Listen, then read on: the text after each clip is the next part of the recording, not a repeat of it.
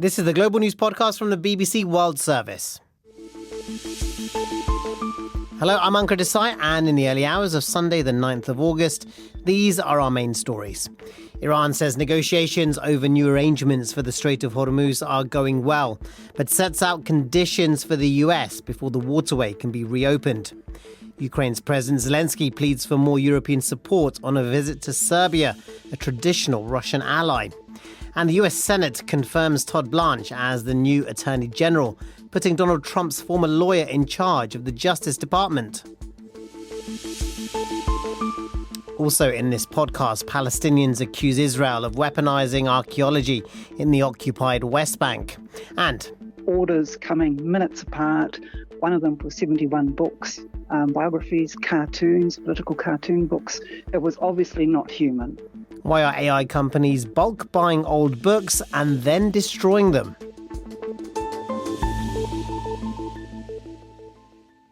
Both Iran and Oman say negotiations over new arrangements to manage traffic through the Strait of Hormuz have been constructive. But Tehran has warned that any deal would not see an immediate reopening of the vital waterway. It set out demands the US must meet before the strait can be reopened. Our Middle East analyst, Sebastian Usher, told me more about the Iranian conditions. It looks like a hardening of Iran's stance.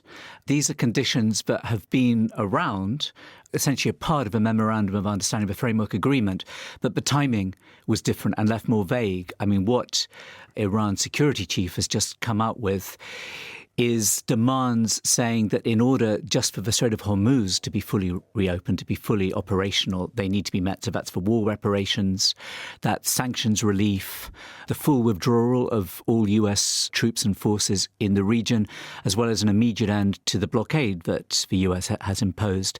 So all of those were sort of part of what the memorandum of understanding had, but the timing and the mechanism of it seemed very different. And the conditions from the US side were still very much about Iranian commitments over its nuclear program and giving up any ambitions to develop a nuclear bomb and potentially hand over the enriched uranium that it has. This seems to change that and put much more pressure on the Americans to do this now. Why have Iran got this emboldened stance then all of a sudden? Iran has watched, as everyone else has, how President Trump has basically walked the world up to the hill and then walked them straight down again. We've had media organizations like us, like CNN, essentially noting how many times President Trump has done that. I think it's at least 7 times that he's threatened utter destruction in Iran and then stepped back and said that's because a deal is imminent. He did that just a week ago. So therefore, they have a stronger hand because the Strait of Hormuz is still essentially closed. Very few vessels are going through. There is a deal that is being worked on at the moment between Iran and Oman to open a new route. But though both sides have talked about there being progress in that and constructive talks, that hasn't happened yet.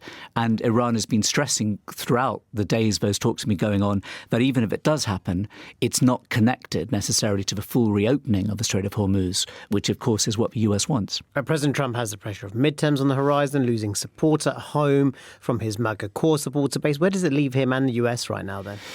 In a difficult situation, there's no doubt. As President Trump, as the US have said throughout, they have the military capability, obviously, to wreak that kind of destruction on Iran, but they don't have the political will to do it, essentially, and the consequences that there would be, obviously, economically, going far beyond the dire consequences of the closure of the Strait of Hormuz, and also now with the Houthis in Yemen closing down another important waterway, the Bab el-Mandeb, not closing it down, but making it more difficult for Saudi ships to go through. So that pressure has only intensified. It hasn't weakened.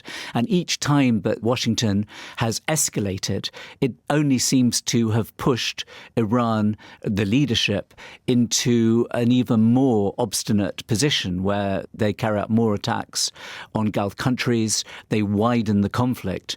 And that price politically that President Trump, the Republican Party, the US itself, has been paying, it just doesn't seem to be worth it. It doesn't seem to be accomplishing what they want. So how many times can President Trump issue such extraordinary threats and then not go through with them?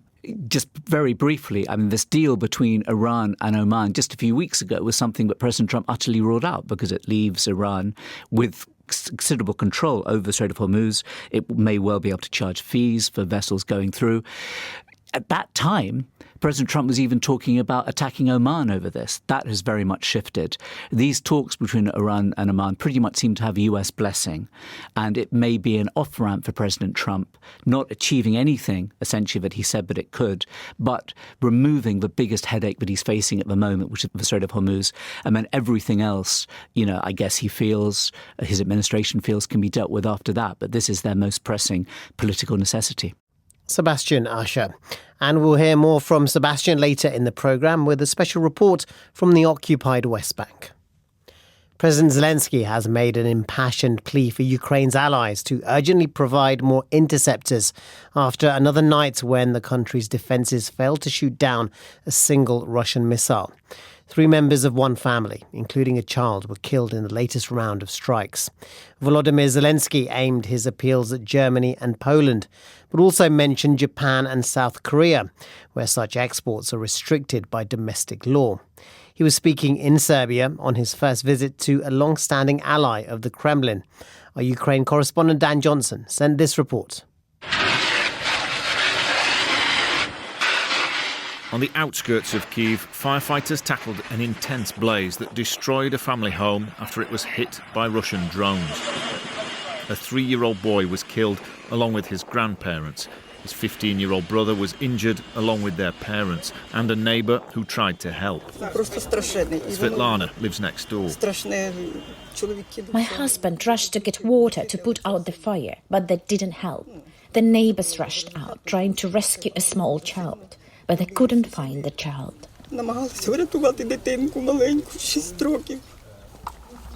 Ukrainian prosecutors are gathering evidence at the scene and say it could amount to a war crime.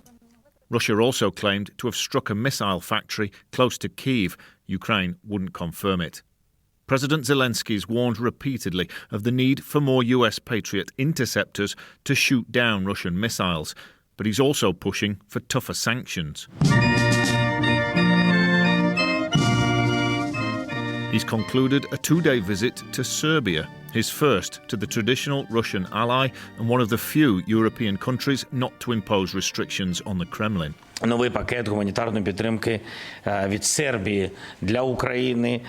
Supportive statements were exchanged with the Serbian president, but Aleksandar Vučić had already ruled out a change of policy towards Moscow. Serbia is pursuing European Union membership and has provided aid to Ukraine. There's talk of a possible trade deal. One of Mr. Zelensky's aides described the visit as a slap in the face for Russia. Ukraine's also hit 2 more Russian oil refineries in its intensifying campaign of long-range drone attacks targeting fuel supply facilities and online retail warehouses. Dan Johnson reporting from Kyiv. The White House has a new Attorney General. On this vote, the yeas are 50, the nays are 49. The nomination is confirmed. The controversial appointment of Todd Blanche, previously Donald Trump's personal lawyer, has sparked criticism that an impartial government department could become an agency that would do his bidding. He had been serving as acting Attorney General since April, after the sacking of Pam Bondi. And it's seen as a major win for the US president after several Republican senators had threatened to rebel and vote against him. One of the concerned senators was Bill Cassidy, who ended up voting in the way Mr. Trump wanted. He explained why. This is not a referendum on President Trump. It is a decision regarding Mr. Blanche in very specific circumstances. All considered, I will vote for Mr. Blanche. I'll be criticized for this vote. What's new? But people can be assured that I worked hard to understand the issue and to make the right decision. So what is the history of the relationship between President Trump and Todd Blanche? I heard more from our White House correspondent, Bert de Boosman. They have a relationship spanning back many years. Todd Blanche was his personal attorney and as such kind of was at Trump's side during many of the legal battles he faced before returning to the White House in January. Since then, he's been the Deputy Attorney General under Pam Bondi until she lost her job not long ago. And then that kind of began these weeks of uncertainty about whether he would be confirmed to take the role formally going forward. And that's where the vote was about last night. I guess a lot of people will be wondering then, will he do what President Trump asks of him? Well, I think President Trump's detractors, of course, Democrats, but also some Republicans, there is a concern that under Todd Blanche, the Justice Department could be used to target President Trump's perceived political opponents and the detractors he has in government and outside of government. Of course, the White House and the Justice Department and Mr. Blanche himself would push back on that, saying that his role as the chief law enforcement officer of the United States is independent of the executive branch and the White House. I think it's one of those questions that is highly partisan and very divided opinion here in Washington. So it would depend who you ask. There was criticism of his handling of the Epstein files in the past as well. And will there be criticism coming his way now he's in such a key position, or a lot more scrutiny over his decision making? Well, I think in the coming days and weeks, we'll very likely hear from members of both parties who criticized his handling of the Epstein file, as well as from some of the victims and the representatives who have kind of singled him out as someone they saw as not being particularly supportive to transparency with the Epstein files. He's pushed back very, very strongly in that and said he's done everything he can, and that if he had seen any sort of potential criminal charges in the files, that he would have filed those criminal charges, but nothing really has come of that. So I think there's quite a lot of dissatisfaction among people that feel very strongly about the Epstein case, that he did not perform to the best of his ability. But as I mentioned, the Justice Department kind of dismisses those claims, and at the moment there's really kind of no forward movement in terms of any sort of prosecutions that might take place here in the United States, at least. What can we make of the support that President Trump holds amongst Republicans? There were two who voted against this appointment. Well, there's certainly been a perception here in Washington that in recent months, more Republicans are willing to stand up to President Trump. Before that, the kind of consensus had been that President Trump still has enormous power over the party as a whole. I think one of the main turning points was the war in Iran. We saw the Senate and then the House pass kind of a symbolic war powers resolution, which in practice means little, but it really was kind of a rebuke of President Trump by members of both parties. Many of them will be hearing from their constituents about the high price of petrol that they're paying for, about the high prices of fertilizer.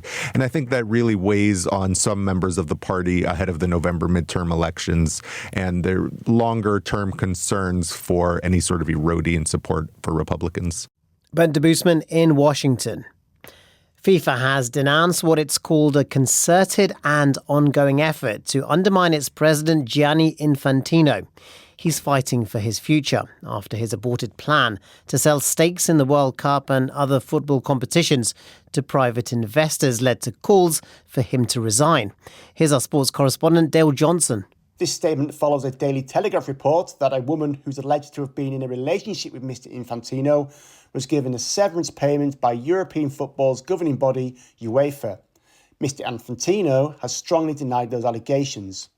He's been under increasing pressure since he abandoned the plan to sell off stakes in competitions, including the World Cup, to a private investment company. In a statement issued tonight, FIFA hit out at what it called unsubstantiated assertions and demonstrably false claims, but did not specify the reporting it was referring to. It added that the future of its president should be decided by established democratic processes and not be the subject of allegation, insinuation, or misinformation. Mr. Infantino is due to stand for election for a fourth term as FIFA president next March. Dale Johnson.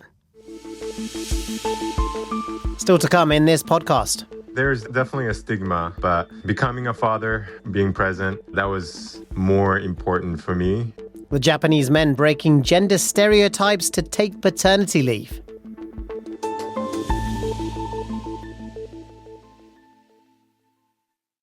This is the Global News Podcast.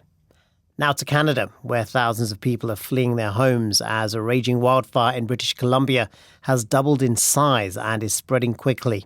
The authorities say they're doing everything they can, but say the blaze is out of control. The province's premier is David Eby.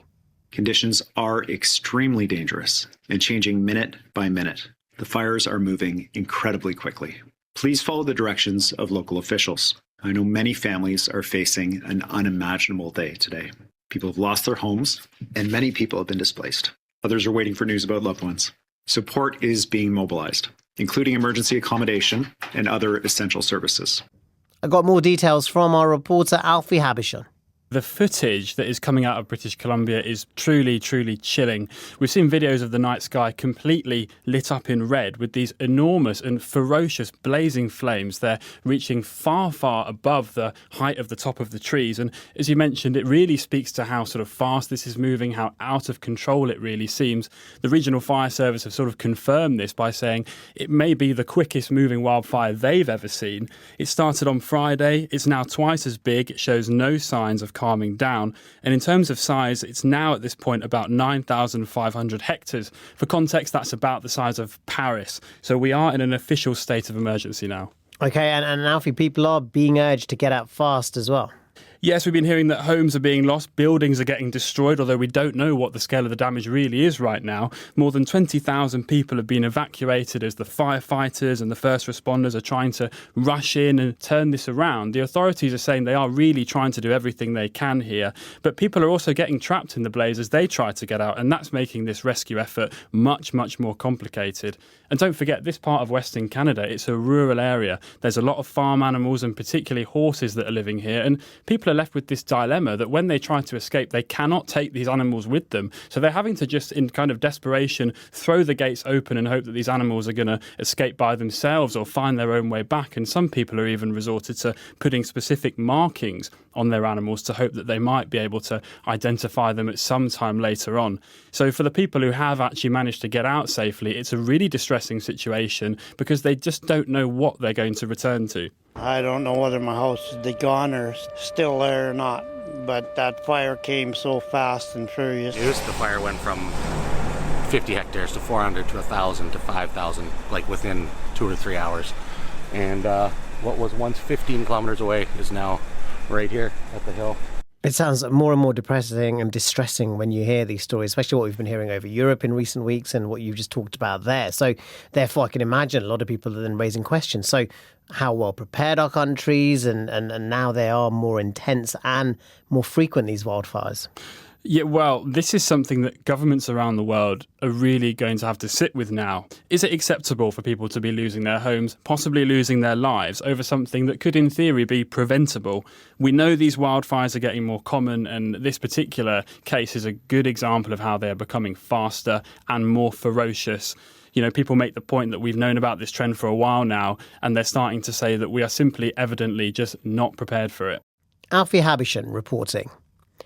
In the occupied West Bank, thousands of ancient sites remain unexcavated, but Palestinians say Israel is expropriating land to solidify its control of the territory.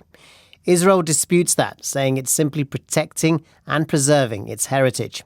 But a UNESCO move to add Sebastia near Nablus to both its World Heritage List and its list of World Heritage in danger has brought the dispute into sharper focus.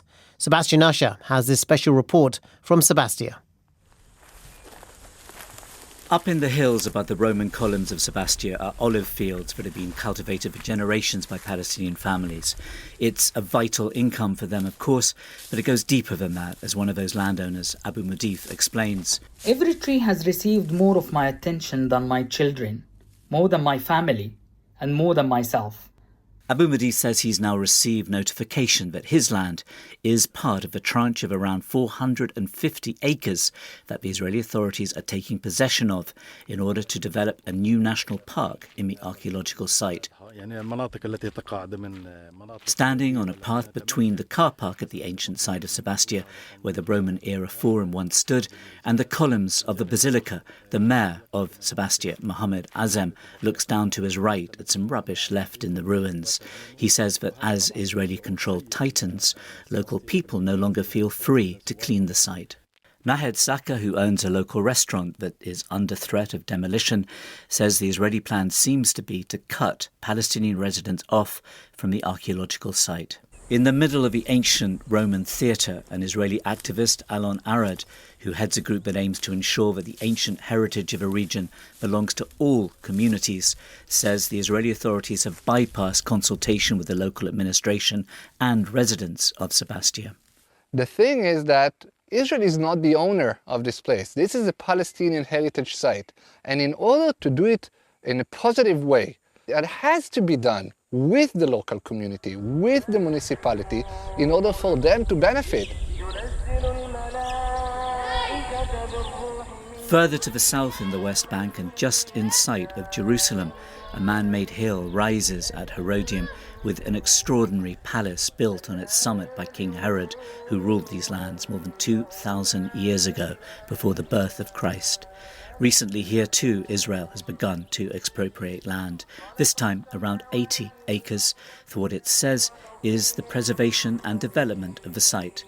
For Shmuel Browns, who's worked on excavations here and leads deeply infused tours when there's a call, it's vital for Israeli archaeologists and officials to be able to oversee and protect places that are so freighted with significance. The way we decide whether Herod was here is by finding a coin from Herod or pottery that can be dated to the time of Herod right here. A new law was proposed earlier this year that would have given the Heritage Ministry sweeping powers to take control of land across the whole of the West Bank. It's now on hold as elections are coming up in Israel, and it may never re-emerge.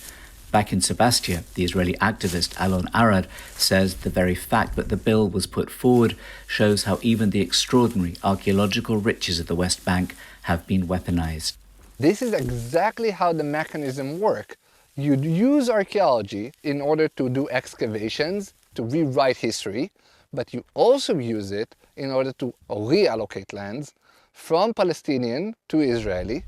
Despite the new law being on hold and the intervention by UNESCO, their owners fear their fortunes may never revive if the Israeli authorities increase their control of the site, effectively removing it from the custodianship of its local Palestinian population. Sebastian Usher.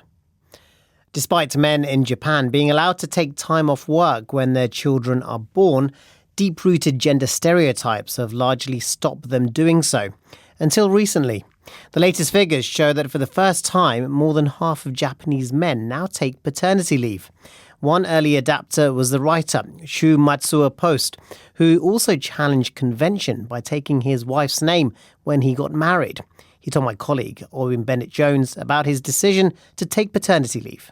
All the stories that I was making up in my head made it more difficult than it actually was. But when I actually opened up to my boss, he was super understanding and the process was very simple and straightforward. So I'm very grateful to have understanding boss at the time. Yeah, because I guess most men at that time, and maybe some now, would think, that would affect their promotion prospects. It could be difficult to ask and damaging to their career. Yeah, there's definitely a stigma, at least 6 years ago when I went through it. I thought about that as well, but becoming a father, being present and going through the process, with my wife together, that was more important for me than an immediate career, I guess. Well, many have followed your example, and one of the striking things is how rapidly sentiment is changing on this issue in Japan. Why is that, do you think? I think one of the biggest reasons is that many companies have to disclose a number or a percentage of male workers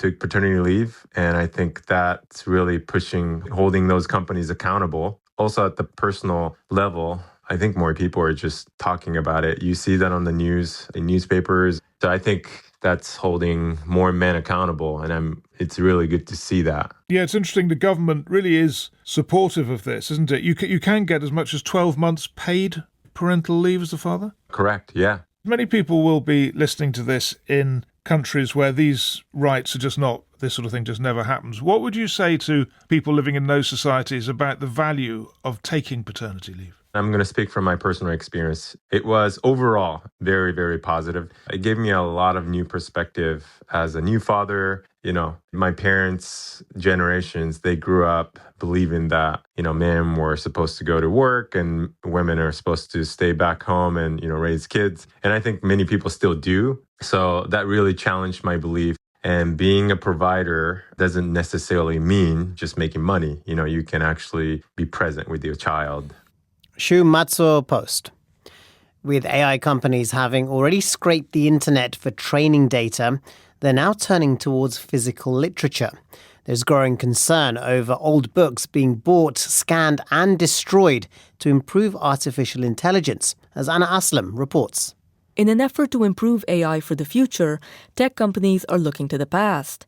The practice of destructive scanning, where old books are bought in bulk, scanned to train large language models, and then destroyed, is now understood to be widespread in the industry. Booksellers from around the world have recently reported unusual orders for hundreds of old obscure books at a time. Anna-Marie Thorby, who has a bookshop in New Zealand, said she was suspicious after a strange request from the US. Orders coming minutes apart. One of them for 71 books, New Zealand local history books, New Zealand Māori books, biographies, cartoons, political cartoon books. And we were that naive, we actually thought, this bookshop's been hacked. And so we emailed them. They never got back to us. So we did a little bit of research. It was obviously not human. It was impossible to believe that these books were being bought for anything other than something like a Project Panama. Project Panama refers to a copyright lawsuit brought by authors against Anthropic AI, in which unsealed court documents revealed the company's aim was to destructively scan all the books in the world. A U.S. judge ruled the practice is fair use, and recent reports suggest intermediaries are now stepping up to facilitate the process. But many people, especially artists, feel uneasy about literature being repurposed in this way. I think instinctively all of us are not enthused at the idea of anyone destroying books. I would count myself among these people, but I'm also not surprised that the companies are doing it. As long as it's not sort of regulated away, they will be looking for any kind of edge. It's just another example of how the AI boom, or bubble you might even call it, is just extracting all the resources that we have to fuel the development of this technology. And that includes water, it includes energy, and apparently it also includes rare books. Anthropic and other companies deny destroying rare books. Tech journalist Emmanuel Mayberg explains that for AI training, a 1970s manual on soil mechanics is more valuable than the Gutenberg Bible. I think when you say rare book, people imagine like a first edition of Oliver Twist or the Dead Sea Scrolls or something like that. The content that is in them, it exists online, it exists in other physical copies, it exists in digital copies. What is rare, literally rare, is, for example, like a 1994 walking tour guidebook of Denver. That is not valuable to most people. It is not emotionally resonant. It's not culturally resonant, but it is valuable as training data. So yet another ethical dilemma posed by AI. Is sacrificing old books to set up the next digital era a technological leap or a cultural loss? Anna Aslam. And that's all from us for now. If you want to get in touch, you can email us at globalpodcast@bbc.co.uk. You can also find us on X at BBC World Service. Use the hashtag #GlobalNewsPod. And don't forget our sister podcast, The Global Story, which goes in depth and beyond the headlines on one big story. This edition of the Global News Podcast was mixed by Derek Clark. The editor is Karen Martin. I'm Ankur Desai. Until next time, goodbye.